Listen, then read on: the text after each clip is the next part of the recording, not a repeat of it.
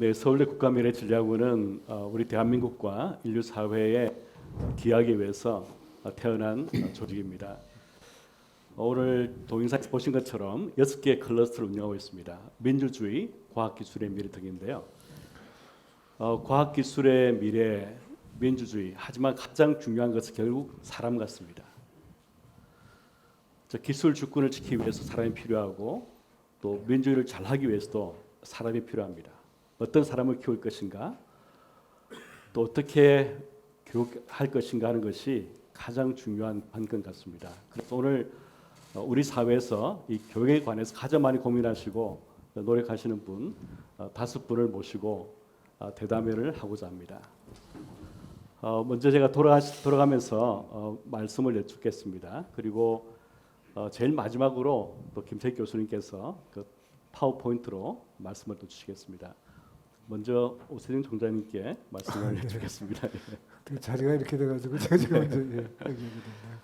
그 총장 이렇게 퇴임하시고 직후에 가지신 그 일간지 인터뷰에서 이런 말씀하신 기억이 납니다.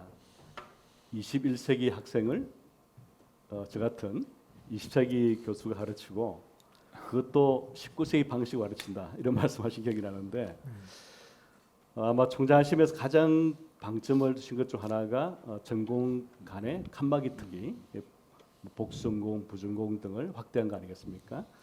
근데 인터뷰를 보니까 그 입시 제도에 관해서는 조금 그 아쉬움을 토로하신 것 같습니다. 예.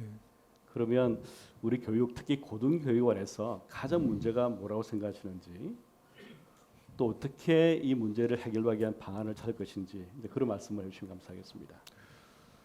그 대학 고등교육 문제라 그러면 아까 이주 장관께서도 말씀하셨지만 사실은 이제 전공 간의 벽이 높은 게 제일 큰 문제인 것 같아요. 사실 그렇기 때문에 이 사회의 그 트렌드에 잘 적응하지 못하고 학생들이 원하는 공부를 하지 못하고 그 자기 들어온 학과에 얽매이는 것이 상당히 큰 문제라고 생각이 돼서 그래서 제가 총장을 하면서 제일 그러니까 이 일관성 있게 오랫동안 추진해 제일 4년 동안 추진한 게 학생들의 선택권을 존중하는 교육 이렇게 하자. 그러니까 아직까지는 이 공급자 위주의 교육이었던 것 같습니다. 그러니까 교수님들이 전공을 이런 전공을 하려고 그러면 무슨 과목을 들어야 되고 몇 학점을 들어야 되고 뭐 이런 이제 리퀘어먼트를 주고 아들이 따라오는 그런 거였는데 이제는 학생들이 자기가 원하는 전공을 하고 싶어하고 그래서 이제 전공 간의 벽을 허는 것 중에 하나가 복성 부정을 늘린 거고요. 그래서 과거에는 지금 그러니까 이래서 컴퓨터공학과나 경제학부 그러면 상당히 학생들이 복성공을 하고 싶어하는 그런 과인데 여태까지는 그 복수전공이나 부전공을 받을 수 있는 그 한계가 입학 정원의 1배 정도였고 그러니까 그랬는데 컴퓨터공학과 예를 들면 지금 80명인데 80명만 받을 수 있는 거죠. 근데 그걸 제가 이제 2배로 늘렸고요. 그래서 지금 160명 받을 수 있고. 근데 이제 그렇게 늘려준다고 해서 그 컴퓨터공학과나 경제학부나 경영학부 이런 데서는 별로 좋아하지 않는 게 학생들이 와봐야 강의 부담만 되고 교수들한테는 큰 뭐 학교에서 지원해 주는 게 없다. 그래서 학교에서 지원하는 예산과 교수 TO를 여태까지 그 전에는 어떻게 됐었냐면 입학 정원 베이스로 시작을 했는데 그게 아니라 얼마나 학생들이 강의를 듣나 하는 걸로. 그러니까 복수전공 부전공 많이 들으면 돈도 많이 가고 TO도 가는 그런 제도를 바꿨습니다. 그래서 이제 이 학생들이 원하는 복성을 하는 거를 들을 수 있게 만들어 많이 이제 풀어줬는데 학생들이 제일 좋아하는 부분이 그 부분이더라고요. 제가 학생들 얘기를 해보면 제가 원하는 전공을 복수를 할 수 있어서 참 좋습니다라는 걸 많이 하고요. 대학 입시에 대해서는 사실은 저는 이제 이 서울대 입시가 우리나라 중고등학교 교육에 미치는 영향이 너무 커서 이게 서울대가 뭐 우리나라에 기여하는 것이 뭐 여러 가지가 있겠지만 그 중에 가장 이미디어트한 게 대학 입시일 거다. 그래서 굉장히 신경을 많이 써서 처장님하고도 많이 논의를 하고 그랬는데 실제로 들어와서 보니까 할 수 있는 게 거의 없습니다. 아주 세세한 것까지 다시 교육부가 규제를 해놔가지고 아마 여러분 기억하실지 모르겠지만 이 국제 수학 올림피아드에서 상을 탄 애가 서울대 수학과에 떨어졌는데 MIT에 장학금 받고 갔거든요. 또 어떻게 그런 일이 있나? MIT 장학금 받고 갈 애를 서울대에서 떨어뜨렸다는 게.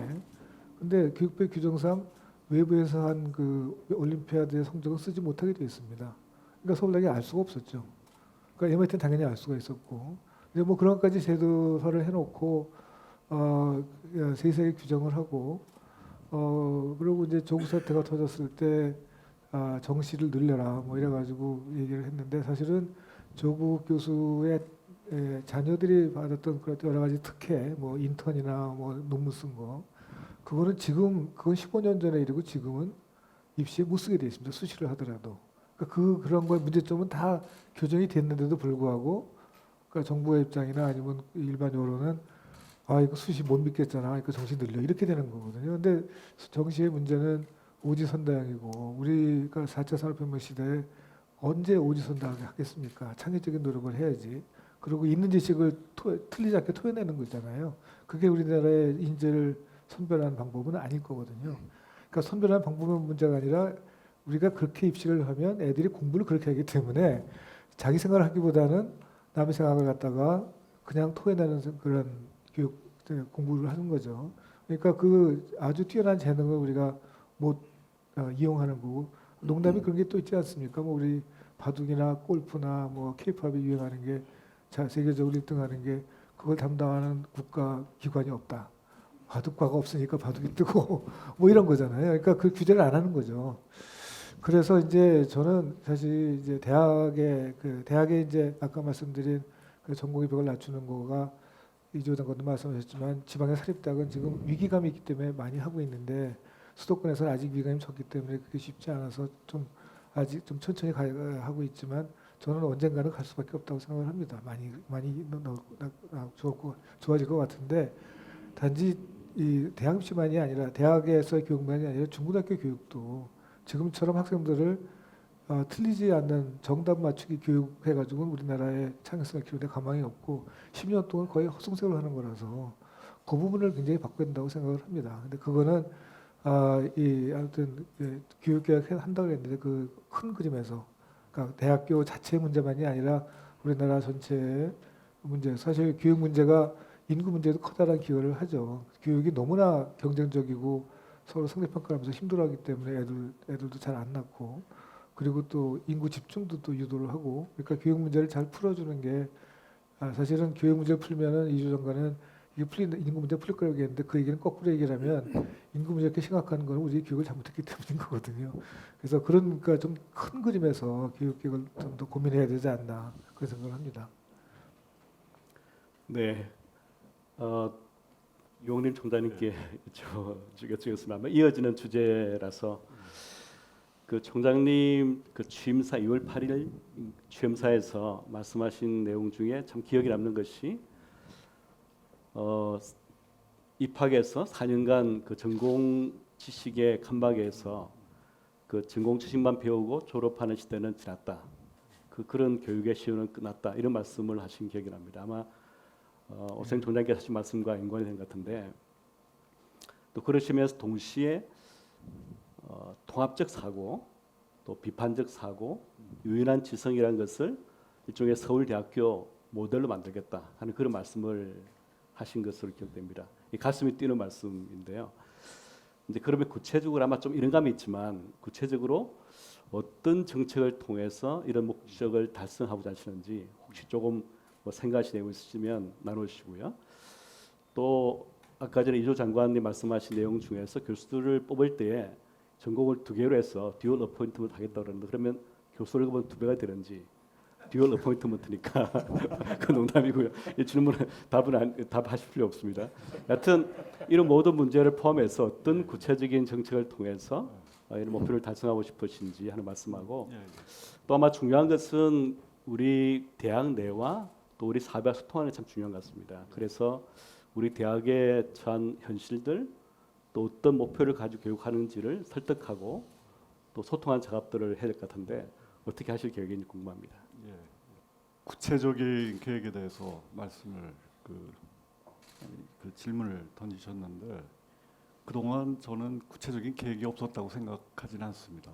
근데 문제는 그런 계획들이 왜 제대로 추진이 되지 않았을까? 지금 교육개혁 정부에서도 그리고 사회부총리께서 아까 말씀하셨지만 이 교육의 문제는 이 국가 미래와 직결되는, 그리고 그때 교육은 단지 우리가 학교에서 가르치는 그 전통적인 교육을 의미하지는 않습니다. 그리고 그것은 훨씬 더, 그러니까 아까 에듀케이션 그리고 에듀케어가 있었잖아요. 근데 저는 또 하나가 그 에디피케이션이라고 생각을 합니다. 그것은 전체적인 한 인간의, 우리가 인재 양성이지만 그게 하나의 뭐 인성, 함양 포함해서 한 인간을 키워내는 거거든요. 전인적인 인간을 키워내는.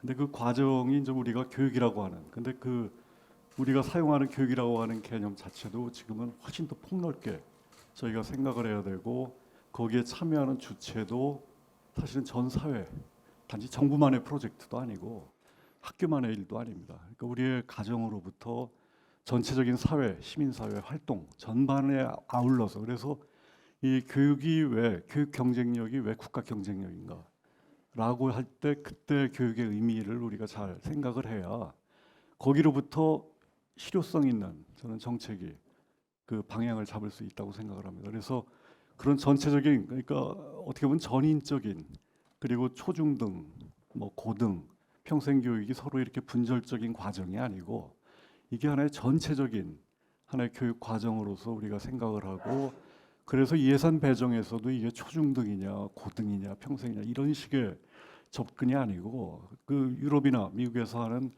그 교육에 대한 대폭적인 투자의 기본 방향은 이 전 과정을 하나로 묶는 겁니다. 그러니까 교육에 대한 컨셉이 그렇기 때문에 이 국가에서 투자하는 규모가 달라요. 우리가 이렇게 국회에서 뭐 3조 5천억에서 1조 7천억으로 깎이고 이런 문제가 아닙니다. 그러니까 저희가 왜 그동안 이런 식의 그 투자 그리고 예산 배분에 의해서 그 일이 되지 않았을까? 거기로부터 저는 출발하는 게 중요하고, 그래서 구체적인 계획의 근거, 그러니까 뭔가 우리가 정말 실효성 있는 그 개혁을 하려면 저는 항상 근본적인 질문으로 중요해진다고 생각을 합니다. 그래서 좀 전에 말씀드린 교육에 대해서도 우리가 다시 전 사회적으로 다시 생각을 해야 되고, 정부에서 교육 개혁에 접근할 때 그걸 어떤 식으로 접근해야 되는가에 대해서도 좀 다른 틀이 필요하다고 생각을 합니다. 그 맥락에서 이제 대학의 문제가 존재하죠. 그러니까 대학이 뭐 별도로 이렇게 존재하는 게 아니고 사실은 대학이 천년의 역사를 보면 항상 사회 속에서 변화해 옵니다. 변하지 않은 것 같지만 사실 실제적으로 엄청난 변화를 겪었고, 이제 상하탑으로서의 대학의 시대는 갔습니다. 그리고 심지어 아까 말씀드린 그 이제 우리가 대학의 다른 전체 교육 과정에서 가장 중요한 것은 지식을 만들어내는 겁니다. 지식을 창출하고, 그게 그래서 교육과 연구가 분리되어 있지 않습니다. 대학에서는. 왜냐하면 연구를 통해서 지식이 창출되고 그 지식이 전수되고 유통되고 활용됩니다. 그래서 이 지식의 패러다임에 대해서 저희가 한번 생각을 해봐야 됩니다. 우리가 지금 그러니까 왜 분절적인 그 디스플리너리 사일로, 그 분과별 칸막이가 왜 문제인가? 그냥 무조건 문제라고 해서 그게 터지지가 않거든요. 그게 왜 문제인가를 우리가 깊이 거기에 대한 공감이 있지 않으면 저는 그게 허물어지지 않는다고 생각을 합니다. 근데 벌써 저희 뭐 미국이나 선진에서는 벌써 그게 무너지고 있죠. 시간 문제입니다. 그저께 그 서울대 방문한, 그리고 인터뷰도 했던 그 이제 네이처 스프링과 네이처 그 편집장이죠. 그 필립 캠벨 경에 그 뭐 잠깐 대화를 나눌 기회가 있었는데, 거기서 인상적인 것이 그분이 던지는 질문이 이 네이처 자체가 in question, 그게 문제가 된다는 거예요. 그러니까 우리가 알던 네이처는 내추럴 사이언스의 이제 하나의 범위이자 대상이자 거기에 접근하는 독특한 그 연구 방법들이 그 피직스든 케미스트리든 바이올로지든 그렇게 형성이 됐습니다. 그리고 그렇게 해서 만들어낸 지식들이 저희가 이른바 도메인 날리지죠. 하나의 전문 지식으로 창출이 됐고, 그 지식들이 나름대로 그동안에 대학이 사회에 공급했던, 그리고 교육의 또 그 틀이 교육의 틀이 되어 왔습니다. 그래서 근데 저는 그 질문에서 던진 게 네이처가 이제 확장된다는 거예요. 휴먼 네이처. 사회도 하나의 세컨 네이처고 이 모든 것이 기존의 이 그 분과화된 분과 속에서 만들어내는 도메인 날리지 가지고 이 네이처 자체가 이제는 다뤄질 수가 없다는 거예요. 그래서 오히려 앞으로의 그건 벌써 뭐 다른 대학 외국의 대학들은 벌써 하고 있습니다. 그게 뭐냐면 주제별이에요. 주제별 칼리지가 생깁니다. 그 예를 든 것이 이제 서스테이너빌리티 그리고 UN 그 SDG 그에 대해서도 말씀을 하시고 그러니까 이 서스테이너빌리티라고 하는 것은 이게 가장 중요한 지금 사회적으로 그리고 우리가 현대 위기 불확실성 얘기하지만 거기에 핵심 주제입니다. 그러면 서스테이너빌리티에 어떻게 접근해야 되는가?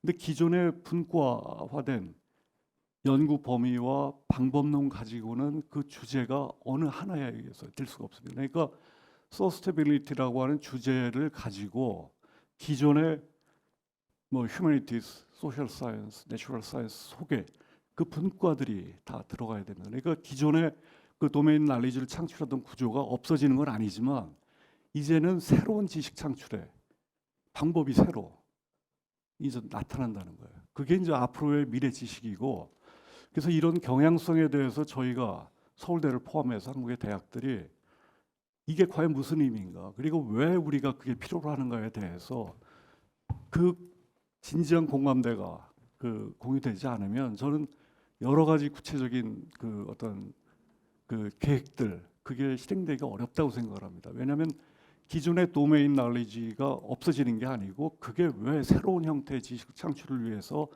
협업과 경쟁을 해야 되는가를 설득을 해야 되고 그 그림 속에서 이게 변화가 가능해집니다. 그래서 이제 이런 부분들이 어떻게 보면 대학에서 기능을 저는 현재 현실적인 그 기능을 두 가지로 생각을 하는데 이른바 새로운 그 지식 슬래시 기술을 창출해내는 융복합 협업 체계를 만들어야 됩니다. 그것이 이제 요새 얘기하는 에코시스템이죠. 에코시스템 포 이노베이션입니다. 혁신 생태계 경쟁입니다. 이것은 그 대학을 넘어서 정부, 기업 모두 같이 하는 그건 벌써 전 세계적인 경쟁 체계입니다. 그리고 이제 그러한 그 혁신 생태계의 핵심 엔진이 대학이 되어야 됩니다. 그리고 거기에서는 교육, 연구, 개발, 사업화, 기초 응용, 개발이 이게 연결된 순환적으로 연결 통합 체계여야 됩니다. 그 속에서 우리가 어떤 연구가 이루어지고 그게 앞으로 미래를 여는 그게 지식이 되리라고 생각을 하고 그러한 그 창출의 어떤 메커니즘이 형성되면 그 속에서 그게 자연스럽게 교육과 연결이 됩니다. 그것이 융합교육이죠. 그러니까 기존의 디스플리너리 그런 개론으로부터 시작하는 교육이 아니고 주제로부터 시작하는 이제 융합적인 교육이 토대가 되는 겁니다. 그로부터 새로운 인간의 대학에서 창출하는 새로운 지식 슬래시 기술을 그것을 다시 전수하고 그걸 활용할 수 있는 인재들이 통합적인 인재들이 그 속에서 형성됩니다. 그래서 이 부분들이 아까 말씀드린 전체 태어나서부터 평생 사는 교육이라고 하는 넓은 과정에서 대학이 그리고 국가와 사회를 위해서 인류를 위해서 담당하는 그 부분이죠. 그래서 대학에서 왜 이런 변화가 필요한가에 대해서 저희가 이제는 더 이상 늦출 수가 없습니다. 대한민국의 경우는. 그래서 정부에서도 그 교육 개혁을 그 큰 정책으로 내세웠고 그것을 저희 대학 차원에서 그걸 어떻게 이해하고 우리가 그것을 또 대학의 역할을 우리가 스스로 재설정하는 이것이 지금 가장 중요한 과제라고 생각을 합니다. 네, 감사합니다. 저희 국가미래전략원에서 이제 같이 그 클러스터 활동을 하면서 느낀 것은 우리 용림 총장님께서는 가장 근본적인 문제를 잘 짚어주시고 또 그것들을 잘 소통하시는 이제 그런 역할을 하시는데 제가 뭐 깊이 감사드리고 오늘 말씀도 그런 것 같아요. 저기 교육이 무엇인가, 어떤 사람을 키우고 싶은가 하는 공감대가 우리 사회에 있지 않고서는 어떤 정책만으로 해결할 수 없는 그런 문제가 있다는 말씀에 깊이 공감합니다. 네, 그리고 그 취임사에서 말씀하신 내용 중에 또 인상적이었던 것이 그 현장과의 교류 말씀도 하셨고 또 지식은 현실을 통해 검증돼야 한다 하는 말씀을 하신 것으로 기억이 됩니다. 그 자연스럽게 그 이우일 부장님께 또 질문을 드릴 것 같은데요. 이제 현장 현실 하니까 이게 당연히 이제 과학기술 또 기업하고도 관계를 갖고요. 또 국가과학기술회의 그 자문회의 부의장 현재 그 맡고 계시면서 뭐 서울대 홍대 학장님 또 부총장도 겸하셨고 또 국가과학기술단체 총연합회 회장도 하셨기 때문에 아마 학문과 현장 사이에 가장 그 어떤 브릿지 그걸 많이 고민하시지 않았을까 생각합니다. 그 최근에 또 언론 인터뷰를 제가 보니까 그 과학기술 인재들이 그 의사들만큼의 인센티브가 주어지지 않고 있어 과연 이 문제 해결 되겠느냐 하는 그런 말씀을 하신 것도 기억이 됩니다. 저는 경제학자이기 때문에 깊이 궁금합니다. 이제 그런 문제를 포괄해서 과연 지금 한국의 인적 자원 배분이 이게 타당한 것인지 그리고 이것을 좀 바꿀 수 있는 방법은 무엇인지 또 제가 모두에 말씀드린 이 과학기술 이란 현장과 우리 학교를 이을 수 있는 브릿지를 어떻게 만들 것인지 그런 고민을 좀 너무 큰 이야기지만 일부러 나누시면 감사하겠습니다. 이거 굉장히 어려운 우리나라가 갈수록 어려워집니다. 난이도가 더 높아갑니다.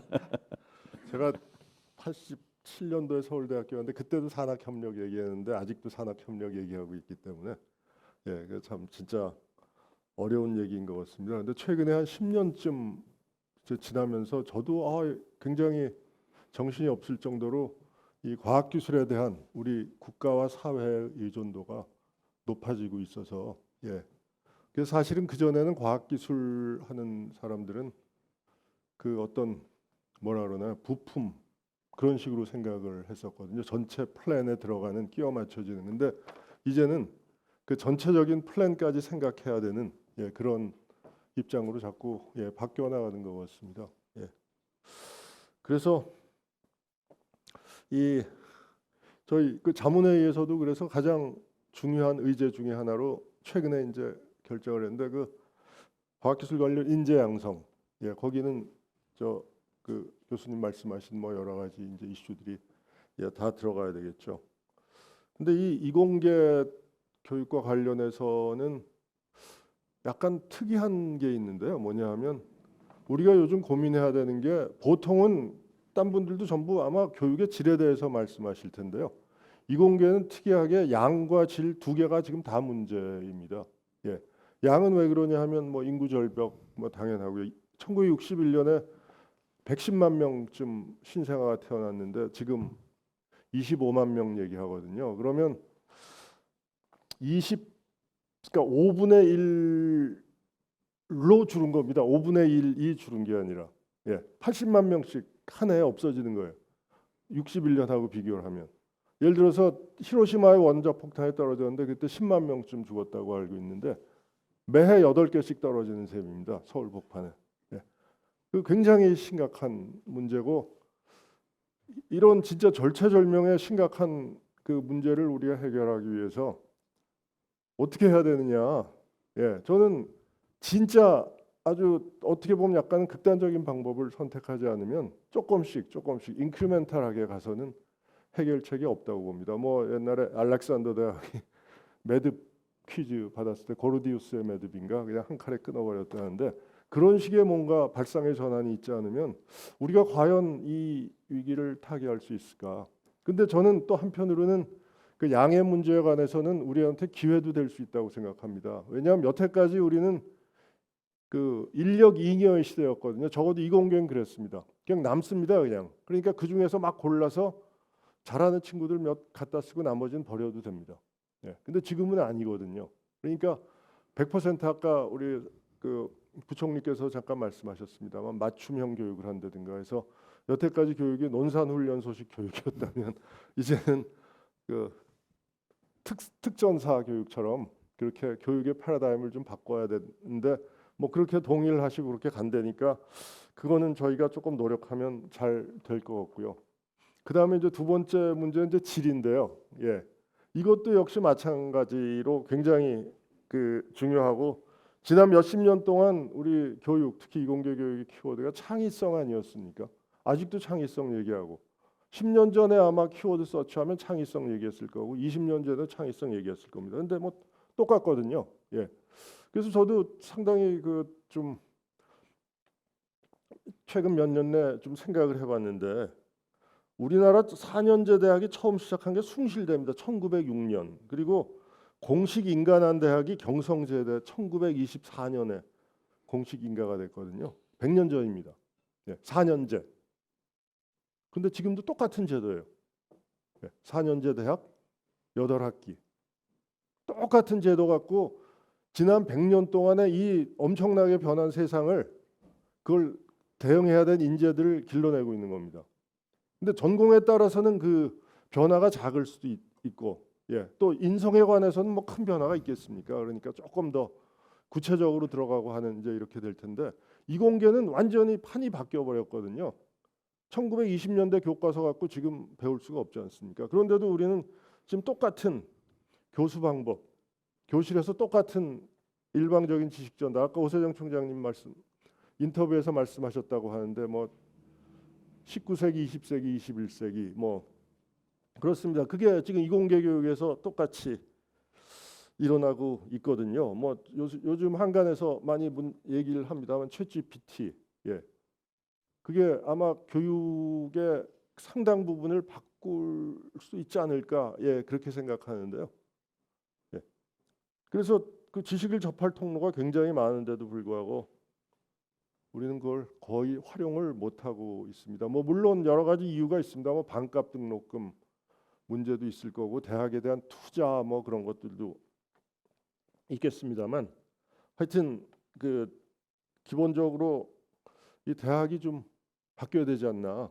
예. 그것도 아주 근본적으로 그 시스템이 조금 변화가 돼야 되지 않나 그렇게 생각을 하는데 마침 우리 유홍림 총장님께서도 아마 그 정도의 차이는 있겠습니다만 거기에 동의를 하시는 것 같은데요. 그리고 이제 그 공대 교수로서 아까 저 김병현 교수님 잠깐 언급을 하셨는데 이 산업체 요구 같은 걸 어떻게 아마 반도체학과 설치하는 것 때문에 서울대에서도 상당히 논란이 있었던 걸로 전 보도를 보고 알고 있습니다만 예를 들어서 반도체 장비를 다루는 인력을 서울대에서 교육을 해야 될까 저는 상당히 의문이거든요. 예, 그 몇십 년 전에 그 실리콘밸리가 왜 성공했는지 그 분석한 책을 봤더니 이렇게 분석을 해놨는데 그 중에 한 이유 7개인가 8개 이유를 들었는데 그 중에 한 이유가 뭐냐면 교육 시스템을 들었습니다. 실리콘밸리 근처 그 유니버시티 오브 캘리포니아 시스템이 있고 캘리포니아 스테이트 유니버시티 시스템이 있습니다. UCAL 시스템은 연구 그러니까 장비를 어떻게 만들지를 연구하는 친구들 길러내는 거고 캘 스테이트 졸업생들은 그 장비를 어떻게 활용해서 현장에서 적용하는 걸 길러내는데 우리는 서울대에서 교과서 바꾸면 다 똑같이 갑니다. 그냥. 예. 우리나라에 300개 대학이 있는데 전부 다 논문 요구합니다. 예, 승진하려면. 이런 시스템을 갖고 그 산업체에서 어디에다 포커스를 둬서 자 우리 산업체에서 그 활용할 인력이 대학에서 양성되지 않는다 그러면 그게 서울대를 두고 하는 말일까? 근데 서울대는 거기에 귀를 기울여야 될까? 뭐 거기에 저는 좀 약간 아주 근본적인 예, 의문이 생기는데 그래서 우리 장관께서 그 계시면 이걸 좀 말씀을 드리려고 그랬었는데 시스템을 다양화시켜주고 그 다양화시켜줄 수 있도록 규제를 전부 좀 바꿔줘야 됩니다. 근데 지금은 완전히 일률적으로 획일화된 시스템으로 가는 게 예, 문제가 아닌가 싶고요. 그리고 이제 또 하나는 이 대학 내부의 교수님들 좀 전 정년퇴임했으니까 좀 말씀 마음대로 할 수 있으니까 쓴소리 좀 드리면 코로나 이전에 교육부가 규제가 많아서 대학이 못한다 그러는데 그렇지 않습니다. 실제로 보면 많은 게 규제가 교육부에서 풀어놨습니다. 대학에서 어댑트를 안 하는 겁니다.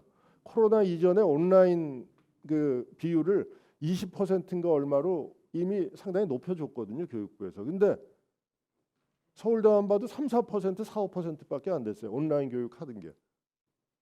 그러다가 이제 코로나라는 게 닥치니까 그 다음에 이제 막 이렇게 된 건데요. 그래서 이 좀 대학 내부에도 좀 그런 변화가 있어야 되지 않을까 뭐 그런 생각인데 예를 들어서 챗GPT 또 말씀드립니다만 챗GPT가 공과대학 챗GPT가 있고 사회대 챗GPT가 있겠습니까? 그냥 질문을 넣으면 지가 알아서 다 융합을 해서 답을 끌어내는데 아직도 우리는 이 칸막이가 사일로가 그건 뭐 사실은 우리 사회 각 분야가 다 마찬가지입니다만 예, 뭐 그런 게 좀 있는 것 같고요. 그래서 그 지금 뭐 다시 그 대학 시스템을 약간 비판을 하자면 100년 전에 그 8학기 시스템이 지금도 8학기 시스템으로 오고 있습니다. 근데 조금 우리가 반성을 해보면 결국 대학이 디플로마 장사를 하는 게 아닌가 극단적으로 좀 말씀을 드리면요. 8학기 영수증 낸 그 증명으로 디플로마를 주는 게 아닌가. 모든 학생이 다 똑같은 교과 내용입니다. 물론 선택의 여지가 조금씩 있습니다만 그래서 그거를 선택의 폭을 훨씬 더 넓혀갖고 그러니까 적어도 공과대학은 그렇습니다. 그래서 뭐 저는 그냥 뭐 예를 들어서 2년 정도 진짜 인성교육을 공통적으로 하고 나머지는 그야말로 서티피킷 시스템으로 가는 거죠. 예. 난 삼성전자에 관심이 있다 그러면 삼성전자 반도체에서 필요한 지식들을 자기가 골라갖고 듣는 겁니다. 그래서 나머지 2년을 한다든가 뭐 그런 식으로 해갖고 조금 뭐 색다른 변화가 있어야 될 거. 마지막으로 하나 그 서울대학교가 꼭 신경 써야 될 거는 전 평생 교육이라고 생각합니다. 예. 아까 그 제가 말씀드린 유니버시티 오브 캘리포니아하고 캘리포니아 스테이트하고 근데 캘리포니아 스테이트 졸업생들은 이제 어떤 특정 업무에 종사를 하게 되지 않습니까? 그러면 그게 몇 년이나 갈까요? 지금 같으면 직업 수명이 옛날 같으면 직업 수명이 50년, 100년이었지만 지금 10년 가겠습니까? 그러면 중간에 한 번 바꿔야 되거든요. 예. 그래서 이 평생 교육이란 게 그냥 대학에서 하는 그 대학을 들어오는 길은 지금 유일하게 고등학교 졸업하고 딱 들어오는 거죠. 그게 아니라 대학의 업무의 일부로서 굉장히 크게 좀 확장을 해서 변화를 시켜야 되지 않을까 뭐 그렇게 생각합니다. 네, 뭐 제가 투서없이 말씀드렸는데 네, 하실 말씀이 많으셔서 아마 2시간 드려도 모자랄 것 같습니다. 죄송합니다. 아주 압축적으로 중요한 핵심적인 말씀을 특히 그 이공계통 교육에 관해서 말씀을 주신 것으로 이해가 됩니다. 그럼 염재호 총장님께 여쭤볼까요? 예, 염 총장님께서는 아시겠지만 그 태제 그 대학을 지금 이제 맡으셔서 아마 9월에 개교한다고 들었습니다. 그 태제 대학은 제가 소개를 받으니까 이 글로벌 순환 캠퍼스, 즉 세계 5개 나라에서 공부를 하고 학생이 모여가지고 교수들은 이제 디지털로 교육을 하고 학생들은 모여서 수업받고 그런 식의 시스템이고 또 한국과 외국 학생들을 절반씩 선발하고 또 아주 혁신적인 교육 시스템을 마련해서 교육한다 해서 기대가 매우 큽니다. 오늘 그 말씀 좀 나누시고요. 또 이제 고려대학이라는 이제 실물대학, 뭐 실물대학 서울대도 실물대학입니다만 이런 대학을 또 맡아서 운영하셨으니까 이제 그와 비교해서 그러면 이런 새로운 혁신의 의미가 뭔가, 우리 대학 교육과 우리 사회에 이런 혁신이 던지는 의미가 뭘까 하는 그런 말씀을 좀 연결시켜 주시면 감사하겠습니다. 예, 고맙습니다. 이렇게 불러줘서 감사드리고 특별히 뭐 국가 미래 전략을 우리 오세정 총장님이 이 원을 만드셔서 연구만 하는 대학이 아니라 문제를 좀 풀어보겠다라고 하는 것은 굉장히 의미 있는 그런 일을 하셨는데 이제 1년이 됐다고 해서 축하를 드립니다. 태제대학을 시작하려고 하는 거는 사실은 대학의 위기가 한계에 왔기 때문에 고려대학교 안에서 제가 한번 미래 학부를 만들려고 시도를 했었는데 너무 좀 일찍 했던지 아니면은 기반이 워낙 종합대학이 이렇게 바꾸려고 안 하려고 하는 건지 몰라도 총장실 점거하고 뭐 이제 반대 학생들이 농성하고 그래서 결국은 이제 포기를 했습니다. 그러다가 이제 기회가 돼서 새로운 대학을 그 바탕에서부터 백지에서부터 만들 수 있다라고 해갖고 굉장히 의미 있다고 생각해서 이제 이 일을 하게 됐습니다. 그리고 또 굉장히 소규모고 이제 처음 시작하는 거기 때문에 기존의 관습하고 다 이제 절연을 하고 시작할 수 있어서 좋다고 생각했습니다. 세 가지의 큰 것만 말씀을 드리겠는데 하나는 무엇을 가르칠 건가 하는 거고요. 어떻게 가르칠 건가. 그다음에 대학 시스템이 지금 제대로 돼 있는가 하는 건데 제가 크게 생각했을 때는 뭐 그런 이야기를 많이 합니다만 지금의 모든 대학 시스템은 미국에서 개발된 20세기형 대량 생산 체제에 맞는 시스템이라고 봅니다. 그래서 영국에 가서 옥스퍼드, 캠브리지 그 졸업한 교수들을 만나 보면 이건 대학이 아니다라고 생각합니다. 대량 생산 강의실에서 하는 건 대학이 아니다. 옥스퍼드, 캠브리지는 아직도 튜터십이 메인이고 그 다음에 대량으로 엑기스 지식을 막 가르쳐 주는 거는 20세기에 굉장히 산업이 발전하면서 대량 생산하기 위해서 학문을 세분화해 갖고 그것만 열심히 전문화를 하면은 나가서 30년 동안 먹고 살 수 있다라고 해서 만든 시스템이고 그걸 잘하려고 하니까 100명, 20명을 놓고도 엑기스 지식만 가르쳤으면 됐다.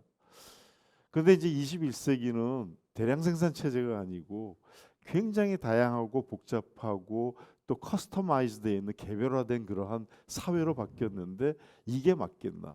플러스 디지털 트랜스포메이션에 의해서 컴퓨터나 AI나 이런 것들이 너무나 많은 그런 그 세분화된 지식들은 다 갖고 있는데 그 저희 같이 일하는 이제 김도연 그 전 포항공대 총장님도 하시는 말씀이 수능에 이거 갖고 들어가면 다 풀 수 있는데 왜 수능을 그 이거 안 보고 푸는 그 실력을 테스트를 하나? 어차피 사회에 나가서 일할 때는 다 이거 가지고 하는데 이거 바보 같은 짓 아닌가? 또 하나는 굉장히 큰 문제 중에 하나가 우리나라가 1960년대에는 대학 진학률이 6%였고요. 제가 졸업을 하던 70년대 말 80년대 초까지도 20%였는데 전두환 대통령이 이제 대학 자율화를 하면서 확 풀어놔서 지금 이제 숫자가 굉장히 많아서 80% 가까운 사람은 대학을 가는데 그때의 전문 지식하고 사실은 저희가 배웠던 교수님들은 학부만 나오신 분들도 많으셨었습니다. 근데 지금은 그때는 전공이 세분화되고 학부만 나오면 전공이라고 얘기했지만 지금은 삼성전자 취직하는 사람들은 박사, 포닥 정도 돼야지 전문성을 가지고 있다고 하는데 학부가 아직도 똑같이 전공 교육을 하고 있다는 것은 정말 시대착오적이다. 그래서 저희는 하고 있는 것이 이것을 완전히 끊어갖고 특히 지난 30년 동안 모든 대학들이 종합대학들이 연구 중심 대학으로 가면서 지식 생산을 하다 보니까 교육에 대해서는 거의 신경을 안 쓰고 방목을 하면서도 내과의 학부 학생들의 이거는 지켜야 된다라고 생각을 하는 이 시스템이 완전히 이제 해체가 돼야 된다는 생각이고요. 특히 우리나라에서는 초등학교부터 아까 오세영 총장님도 그런 말씀하셨지만 입시 때문에 외우기를 그렇게 하고 요령을 배우고 했는데 충분히 그 정도면 됐다.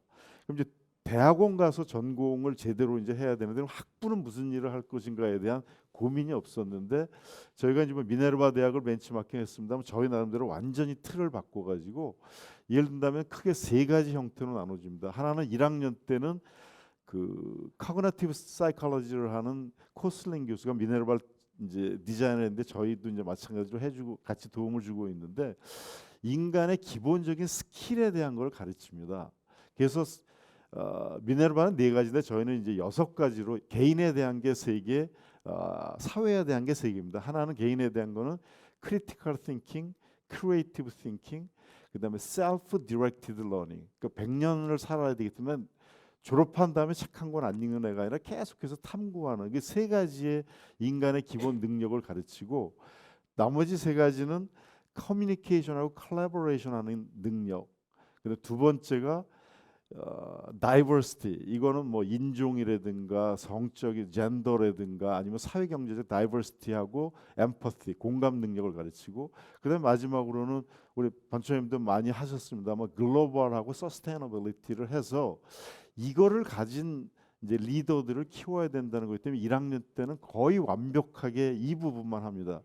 그랬더니 교육부에서 심사를 나온 사람들이 왜 역사를 안 가르치고 철학을 안 가르치냐 그러는데 그렇게 쪼개져 있는 분과 학문을 가르치면서 이걸 교양이라고 얘기하는 시대는 끝났다. 어디에서도 그런 걸 안 한다. 그래서 오히려 저희는 4개의 이제 학부가 있는데요. 인문사회, 자연과학, 그다음에 데이터 사이언스하고 AI, 그다음에 비즈니스 혁신이 있는데 거기서 그 부분들을 하게 되고요. 두 번째 방법 그러고 나서 나중에 이제 현장 실습으로 전 세계를 가는데 방법론으로는 20명씩 해서 다 온라인 강의로 합니다. 그래서 교수들도 전 세계에서 다 가르칠 수가 있고요. 이제 이 이유 중에 하나는 이미 정형화된 지식들은 코세라나 뭐 유데미나 이런 무크에 굉장히 많습니다. 그래서 제가 총장하면서 이제 경제학과 교수님들 두 분 계시지만 저희 경제학과 교수가 고대에 40분이 계신데 15분이 50명씩 애들을 쪼개서 경제 원론을 매 학기 가르치십니다. 영어로. 그래서 왜 그러시냐? MIT, 스탠포드, 하버드의 경제 원론이 이미 코세라에 있는데 애들이 그걸 보고 교수님들은 애들하고 문제 해결하고 토론하는 거를 하면 될 텐데 왜 이렇게 하십니까 했더니 절대로 안 바꾸십니다. 언제까지 이럴 건가? 그래서 방법론 자체도 완전히 바꿔서 그리고 내용 자체는 저희는 모든 거를 7과목만 프린스턴처럼 들으면은 그냥 그걸 전공으로 인정해 주는 거고 무전공으로 들어오고 자기가 만들어도 되고 하는 식으로 완벽히 바꿨고요. 방법론은 이렇게 하고 대신 인성 문제 아까 반초님도 말씀하셨지만 굉장히 중요하기 때문에 4년 내내 기숙사 생활을 하면서 그 안에서 외국 학생들을 섞여서 생활을 하면서 그 안에 레지던셜 칼리지 프로그램을 굉장히 탄탄하게 짰습니다. 그리고 나라는 네 나라를 다니는데 앞으로는 동북아가 21세기에는 가장 핫 플레이스가 되기 때문에 여기를 둘러싼 미국, 중국, 일본, 러시아에 한 학기씩 가서 2년 동안 수업을 하고요. 2학년 1학기 때까지는 나가기 전에 다 영어로 강의를 저희는 하기 때문에 영어하고 모국어를 뺀 2개의 제2외국어하고 파이썬 같은 컴퓨터 랭귀지도 제2외국어이기 때문에 3개의 제2외국어를 중급 이상 하고 나가야 되는 거고요. 이제 이런 식으로 한 다음에 그런 방법론을 통해서 하고 모든 강의는 온라인으로 되기 때문에 다 비디오로 녹화를 해갖고 저희는 교수, 학생, 행정직원이 아니라 교수, 학생 이거를 서포트해주는 아카데믹 스태프들의 전문가들이 굉장히 많은 원을 구성했습니다. 그래서 예를 든다면 교육혁신원에는 교육공학 하시는 석박사들이랑 교수님들이 계셔가지고 모든 수업에 100분짜리 수업을 다 리코딩한 거를 5분 단위로 쪼개가지고 리뷰해서 피드백을 매 시간 해주고요.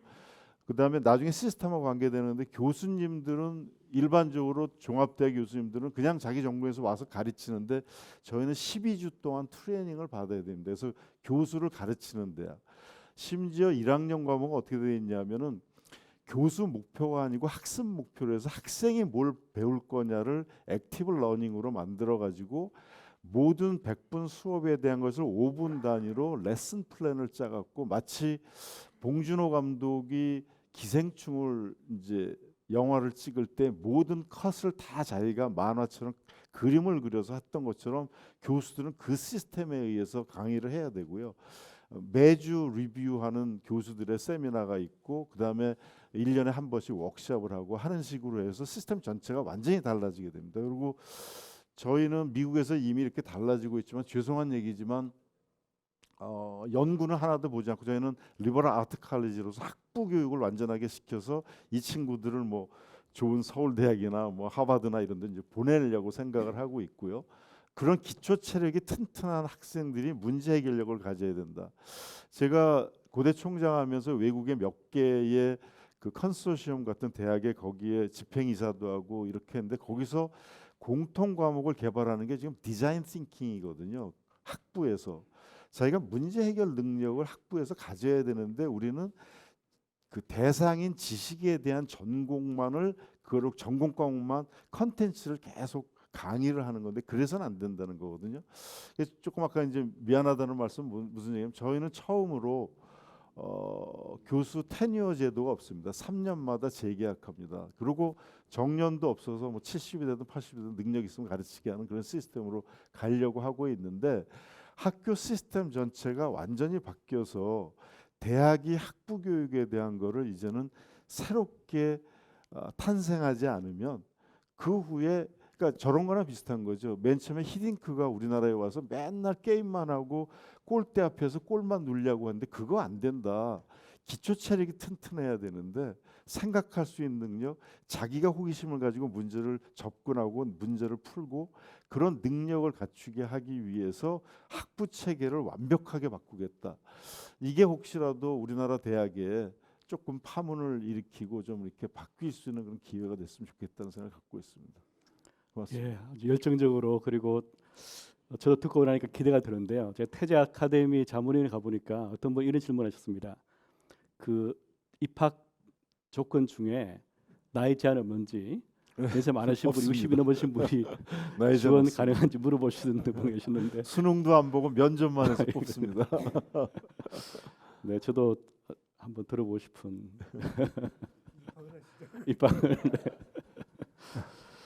네, 김세익 교수님께서 이제 그 말씀을 하실 차례인데요. 김세익 교수님은 다 아시겠지만 우리 창의성 교육으로 정말 열정적으로 강조를 하시고 또 책도 쓰시고 또 TV까지 나가셔서 이 창의성 교육이 얼마나 중요한가를 말씀을 주시고 실제 또 수업 시간에 그 창의성 교육을 하고 계십니다. 그래서 19세기 방법이 아니라 저희 학부에서는 21세기 방법으로 가르친 분이신데 이 중요한 기회에 얼마나 할 말씀이 많겠습니까? 그래서 그 파워포인트를 준비해 오셨대요. 근데 문제는 34페이지입니다. 그 제가 이거 너무 길다. 그래서 10분 내로 줄여달라니까 창의적으로 줄이시겠다 하시고 아마 보여주시면서 그 10분 내로 창의적으로 말씀을 주실 것 같습니다. 우리 훌륭하신 총장님들과 함께 그리고 우리 반기문 총장님을 비롯한 정말 대단한 청중들 앞에서 이렇게 말씀을 드리게 돼서 정말 큰 영광이고요.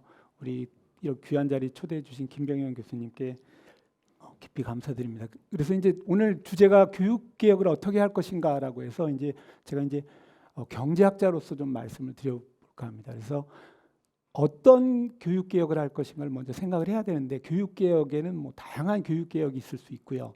그 중에는 많은 경우 어떻게 보면 지연 말단적인 교육 개혁들이 있을 수 있는데 우리 정말 중요한 나라를 바꿀 수 있는 그런 교육 개혁을 하자. 그런 교육 개혁을 한다면 아까 우리 유홍림 총장님께서 말씀하신 그 컨센서스를 이루는 데도 큰 도움이 되지 않을까 이런 생각입니다. 그래서 세이빙 코리아 하는 교육 개혁을 하자. 그게 오늘 드리고 싶은 말씀입니다. 세이빙 코리아라는 말을 말씀드리는 이유는 경제학자 입장에서 볼 때 지금 한국 경제가 굉장히 중요한 위기 국면에 이제 접어들고 있기 때문입니다. 제가 2016년에 이제 쓴 논문에서 제시한 5년 1% 하락의 법칙이라는 게 있는데요. 이 법칙에 따라 한국 경제가 지난 30년간 우리나라의 이제 진짜 성장 능력을 나타내는 장기 성장률이라는 게 있는데 이게 이제 매 5년마다 1%포인트씩 또박또박 하락했습니다. 그래서 김영삼 정부 때 6%대였다가 김대중 정부 때 5%대, 노무현 정부 4%, 이명박 정부 3%대로 떨어졌습니다. 그리고 박근혜 정부 때 2%대, 문재인 정부 때 1%대로 이제 떨어진 걸로 이제 추정이 되고요. 이제 조금만 더 있으면 이제 장기 성장률 0%인 제로 성장에 이제 빙하기로 이제 접어들 수 있고요. 이런 제로 성장이 오면 우리 국민들의 반 이상이 매년 소득이 감소하는 일자리에서 일해야 됩니다. 그리고 이생망 헬조선으로 표현되는 우리 청년들의 취업 절벽과 청년 실업 문제가 이제 더욱 악화될 겁니다. 그리고 우리나라 연간 성장률이 마이너스가 되는 역성장이 2년에 한 번꼴로 이제 일어날 가능성이 이제 매우 높습니다. 그리고 97년 IMF 위기보다 더 심각한 맘모스 위기를 겪을 가능성도 한 5% 정도 되고요. 한마디로 우리나라 경제가 지금 위기에 있다 이런 생각이 들고요. 이런 나라 경제를 위기로 불러온 이 성장 추락의 원인이 뭔가를 좀 생각을 해봐야 되는데요. 시카고대 이제 루카스 교수하고 이제 현대 경제 성장 이론이 발견한 경제 성장의 원동력이 있습니다. 한마디로 이제 인적 자본입니다. 인적 자본은 우리가 교육을 통해서 우리 머릿속에 이제 집어넣은 지식이나 기술을 의미하는데요. 이런 인적 자본이 빨리 성장을 하면 우리가 고속 성장을 하고요. 그래서 우리가 60년대, 80년대 세계가 놀랄 만한 고속 성장을 했는데 그건 우리가 교육을 통해서 빠른 성장을 했기 때문입니다. 근데 인적 자본이 정체가 되면은요 성장률이 추락하게 됩니다. 그래서 우리가 5년 1% 하락의 법칙에 따라 성장률이 추락하는 것은 인적 자본 축적에 이제 문제가 생겼기 때문이고요. 결국 우리 경제 위기의 근본은 인적 자본. 한마디로 교육에 있다. 우리 위기의 원인이 교육에 있다. 이런 말씀을 드릴 수 있습니다. 교육 때문에 우리가 30년 고도 성장을 해서 성공의 원인이었기도 했지만은 지난 30년간 우리 실패의 원인은 교육에 있다. 이런 말씀을 드릴 수 있고요. 그래서 이제 우리나라는 특히 이제 60년, 80년대는 이 굉장히 교육을 통해서 빨리 성장을 했는데 그 다음 이제 인적 자본 축적이 이제 정체가 됐는데 그 이유를 설명하기 위해서는 이제 인적 자본을 모방형 인적 자본과 창조형 인적 자본으로 나눠볼 필요가 있습니다. 모방형 인적 자본은 기존의 지식이나 기술의 모방을 통해 축적한 인적 자본이고요. 창조형 인적 자본은 새로운 지식, 새로운 기술, 새로운 아이디어를 스스로 생각해내고 만들어내는 인적 자본입니다. 한마디로 모방형 인적 자본은 짝퉁을 만드는 능력이고 창조형 인적 자본은 원조, 오리지널을 만드는 능력이라고 보시면 됩니다. 근데 우리가 60년대, 80년대는 모방형 인적 자본을 빨리 축적해서 성장했는데 90년대부터 이제 모방형 인적 자본의 가치가 급격히 이제 하락합니다. 특히 이제 인터넷하고 이제 AI의 발달로 남이 만든 뭐 지식, 계산 능력 우리 머릿속에 집어넣는 게 이제 점점 무의미해지는 거 뭐 여러분들이 어떻게 보면 당연히 너무나 잘 아시는 거고요. 작년 말에 나온 챗 GPT는 어떻게 보면 그거를 이제 결정적으로 보여주는 증거입니다. 인간의 모방형 지식 노동이 완전히 무용지물화되고 있다는 것을 여실히 보여주는 증거라고 생각되고요. 그래서 이 시대 최고의 생산 요소는 이제 더 이상 노동, 그다음에 기계나 자본이 아니고요.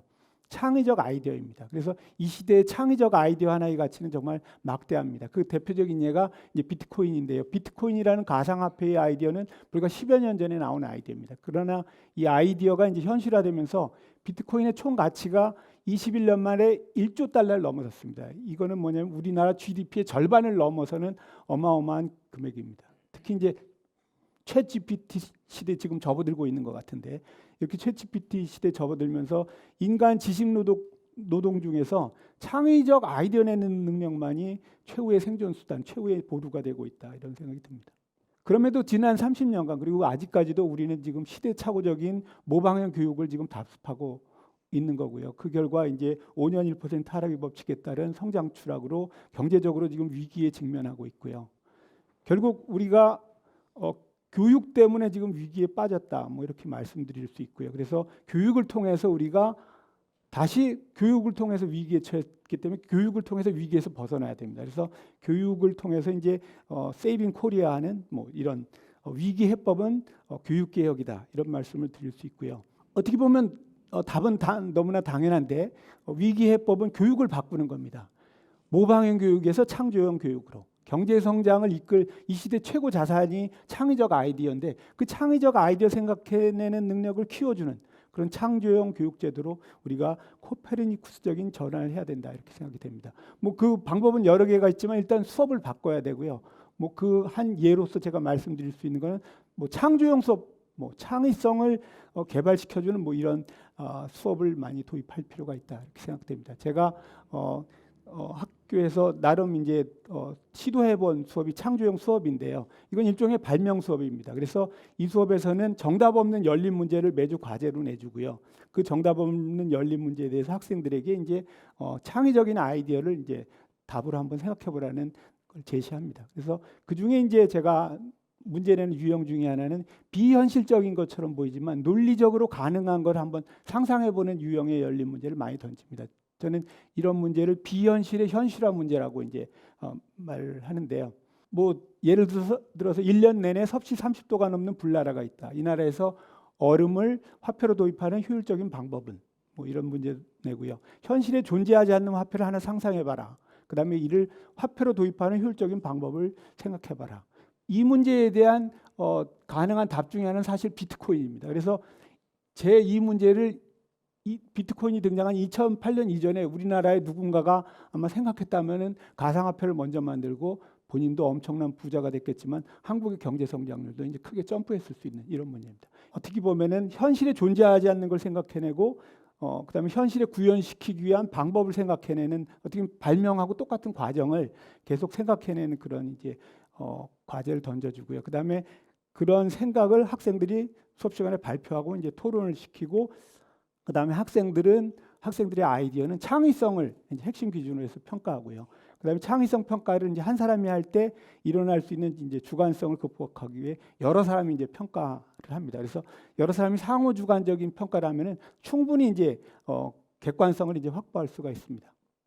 그다음에 이제 또 하나 중요한 건 이제 대학 입시를 바꿔야 됩니다. 대학 입시 창조형 대학 입시로 이제 바꿔야 됩니다. 우리나라 대학들이 아직도 모방인적 자본을 이렇게 기준으로 해서 이제 학생들을 선발하는데 그러니까 학생들은 창의력 키울 시간이 없습니다. 모방형 인적 자본 키우기에 쓸모없는 기존 지식 반복 암기 아니라 온 시간을 지금 낭비하고 있습니다. 그래서 대학들이 창의력을 가장 중요한 선발 기준으로 채택하는 창조형 대학 입시를 저는 적어도 부분적으로라도 좀 도입할 필요가 있다 이렇게 생각이 됩니다. 예를 들어서 뭐 시간을 저축할 수 있을까? 이거 굉장히 사실 어려운 문제인데요. 시간을 저축하는 창의적인 방법을 제시하시오. 이런 문제를 던져주고 이것에 대한 창의적인 답을 이제 요구하고 창의성을 기준으로 우리가 학생들을 평가할 수 있습니다. 그다음에 학생들한테 면접에서 저는 모든 면접에서 이 문제를 좀 물어봤으면 좋겠는데요. 학생들한테 그동안 살면서 네가 남들이 생각해보지 못한 거 하나라도 있으면 그거 좀 얘기해봐라. 이거 정말 중요한 문제 같아요. 이 문제를 모든 면접에서 제시하면 전 대한민국 교육이 바뀔 것 같아요.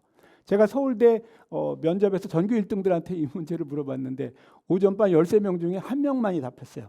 대한민국 최고의 수재들이 이 문제를 13명 중에 12명은 그렇게 공부 많이 했는데 자기가 남들 생각해보지 못한 걸 한 번도 생각한 적이 없어요. 오후반 13명 물어봤더니 거기서도 1명 나왔어요. 12명은 대답을 못했습니다. 그래서 이런 문제를 좀 냈으면 좋겠다. 저희는 창의성을 기준으로 대학 학생들 평가할 수 있는 방법이 충분히 많이 있기 때문에 도입을 하고요. 그다음에 창의력 평가를 아까 말씀드린 여러 사람이 하는 상호 주관적인 방법을 이용하면 충분히 객관적으로 이제 평가할 수 있다. 이런 말씀을 시간이 다 돼서 창의적으로 제가 여기서 끊도록 하겠습니다. 제가 입시의 공정 경쟁 얘기를 좀 하고 싶었는데 이건 넘어가고요. 마지막으로 이제 말씀드리면 지금 경제학자 입장에서 보면 지금 세이빙 코리아가 절실한 시점입니다. 근데 국민들이 아직 충분히 지금 이 세이빙 코리아 해야 될 시점이라는 걸 아직 모르고 있는 것 같은데요. 저는 그래서 세이빙 코리아가 절실한 이 시점에서 진보 보수 이념 상관없이 오늘 여기 모시신 각계 정말 창조적인 지도자들 포함해서 각계 창조적인 지도자들이 나서셔서요. 세이빙 코리아의 슬로건을 걸고 창의력 교육으로의 코페르니쿠스적 전환을 선도하는 세이빙 코리아 교육개혁 운동을 했으면 좋겠다. 이런 간절한 마음을 갖고 사실 오늘 이 발표 자리에 나왔습니다. 감사합니다. 제가 오늘 말씀을 들으면서는 남북 관계, 이제 북한 문제를 주로 하기 때문에 요즘 같은 심정은 참 매우 답답한 느낌입니다. 근데 오늘 장관의 말씀을 듣고 또 대담하신 분들 말씀을 들어보니까 여기에 활로가 보이고 좀 빛이 보이는 그런 기분도 듭니다. 그래서 저로서는 굉장히 에너자이징하는 그런 시간이 됐던 것 같습니다.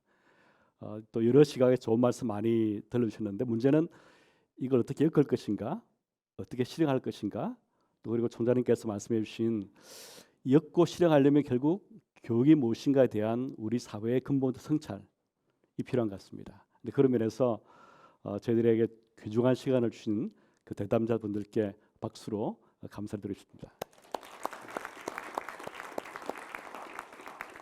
또 그리고 오늘 다루지 못한 주제가 많은 것 같습니다. 초중고 공교육 문제, 또 사교육 문제, 또 학생들의 그 수업과 입시 부담 경감, 또 보육 문제, 또 교육 불평등 문제, 이런 모든 문제들이 많은데 이런 문제들 참 복잡한 문제 같습니다. 하지만 오늘 그 대담자들께서 말씀 주시고 또 장관님께서 말씀 주신 것처럼 교육을 풀지 못하면 한국의 미래가 없다 하는 그런 말씀이 제 가슴에 깊이 와닿습니다. 그래서 서울대 국가미래전략원도 이 교육 문제를 잊지 않고 고민하도록 하겠습니다. 오늘 장시간 동안 참석해 주시고 또 들어주시고 또 공감해 주셔서 감사드립니다. 고맙습니다.